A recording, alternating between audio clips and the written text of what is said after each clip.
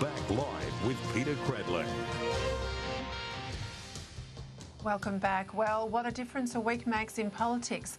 Last week, following his party room meeting on his signature policy, the National Energy Guarantee, the Prime Minister stood in the courtyard alongside his Energy Minister, Josh Frydenberg, and declared a big win. It was his mission accomplished moment, and as Andrew Bolt exposed, his boosters in the press gallery backed him in, even so far as underestimating the number of so-called energy rebels who said they'd cross the floor if necessary to ensure lower power prices before lower emissions. Such is the groupthink of this place, I wasn't surprised. But what's happened since has been extraordinary, as more MPs voiced their opposition to the Turnbull-Frydenberg plan. And as a consequence, almost day by day, the PM has rewritten his policy. Today, in his most inconsistent press conference that I've ever seen, he declared that the NEG is still the policy, only it isn't because he hasn't got the numbers to legislate it. Now, I'm no slouch in this policy area, but even I'm struggling to follow the government's gymnastics here. And if I can't follow it, heaven help the busy voters out there in marginal seats. Therein lies the government's fundamental problem. NEG, is it in or out? Well, joining me now to do his best to make sense of it all is the chair of the government's Backbench Policy Committee on Energy, Mr. Craig Kelly. Thank you for your time. Thanks, Peter. I think.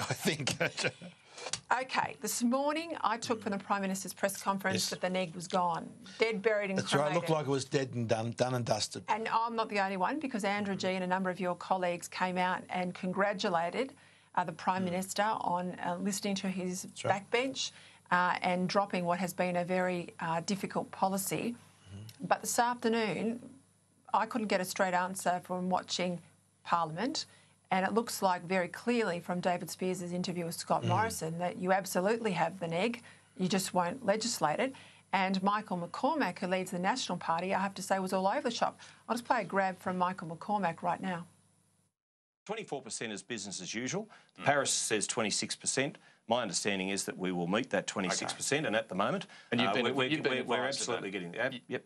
Well, can you tell me by who? Well, those people who actually measure these things. But the fact is, at the end of the day, at the end of the day, Labor wants 45%. So we don't want to make sure. I know. I'm just wondering where this suggestions come from that you'll actually exceed the 26% reduction. Well, in the paperwork that I've read, in everything that I've, and of course we have briefings from the Environment Department, etc. Is this from the department? Well, my readings of the various government papers and the newspapers and media reports that I read and see.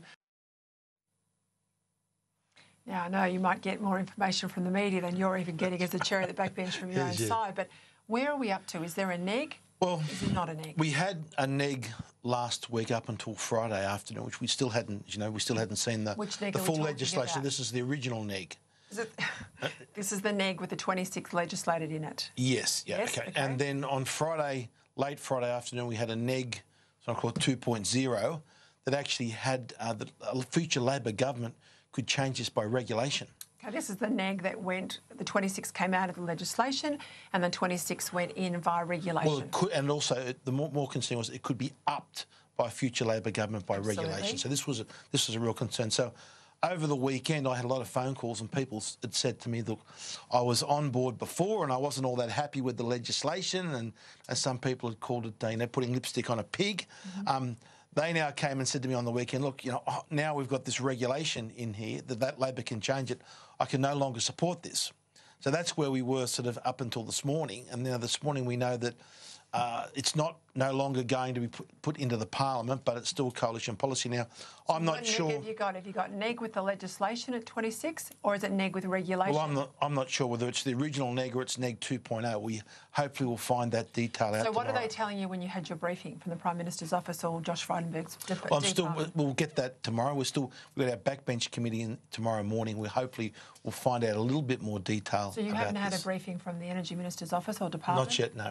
So how do you know what you're going to present? You're the chair of the backbench committee. What are you going to recommend to the backbench committee if you haven't got a briefing? We'll turn up and find out what it is. But look, what I'll recommend You're kidding me. Well, Peter, what I recommend is I at the moment can't support the... How can you advocate How can you advocate for the backbench, Craig Kelly, if you haven't got a briefing and you can't tell me live on air right now whether the new NEG that won't be legislated but is still coalition policy according to Scott Morrison, according to the Prime Minister, whether that NEG is a NEG that you will intend, if you have the numbers, to legislate the 26, or whether it's the new NEG, the Friday NEG, as opposed to the Tuesday NEG, the Friday NEG, where you would give the pen to the Minister to decide what the Paris targets are under Australian law. Which NEG is it? Well, Peter, you can see how confusing it is, and the reality is I don't know.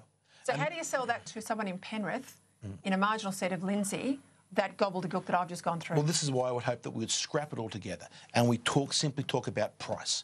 We talk about what Labor's 45% emissions reduction target. Remember, it's not only in electricity. Everyone focuses on electricity, but Labor want to do this in transport. They want to do it in agriculture. They want to do it in commercial aviation, mining. This is why it was so dangerous to put it in legislation, because you set the precedent for all those other sectors. Yeah, but your Prime Minister today has kept the NEG alive. He hasn't taken that to the party room before he decided to keep the NEG alive.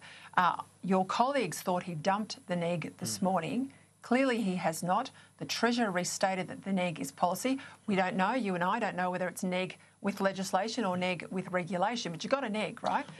So you still have this issue with transport and you still have this issue with agriculture. And mining and industry and keep going on, all those other sectors. Now, but we're just talking about electricity at the moment. Now, whichever NEG it is, there's still enough opposition from a considerable number of backbenchers. We're now, at least it's in double figures, which either one you look at. If it's not opposition, Craig Kelly, I bet you it's incoherence, because I can't follow what you've got on the table as policy. This is the biggest issue that the coalition is facing. You're not an opposition in a dodgy state parliament. You are the government of Australia, and there's no clarity. You're the chair of the backbench committee. There's no clarity on what your policy is. Well, that's why hopefully tomorrow at the full party room meeting, we'll get that detail.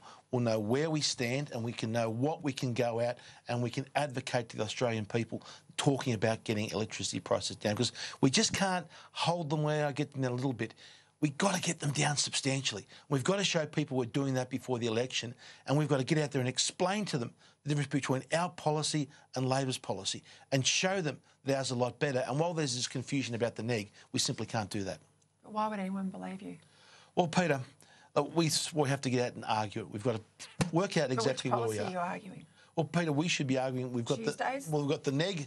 The NEG is shelved. With the NEG, whether it's the original NEG, whether it's NEG 2.0, they are shelved. With Scott Morrison. Which policy are you arguing? They are shelved, right? They still exist there and they are shelved. And as long as there is opposition from the coalition backbench, I understand they're not going to be introduced into Parliament. So aside from that, we've got policies taking from the ACCC recommendations, and we've got those policies that will help drive electricity prices down, and that's what we've got to get out and explain to the Australian people. Any wonder at the last election that you came from opposition to government, the message was as simple as stop the boats, scrap the tax, end the rorts.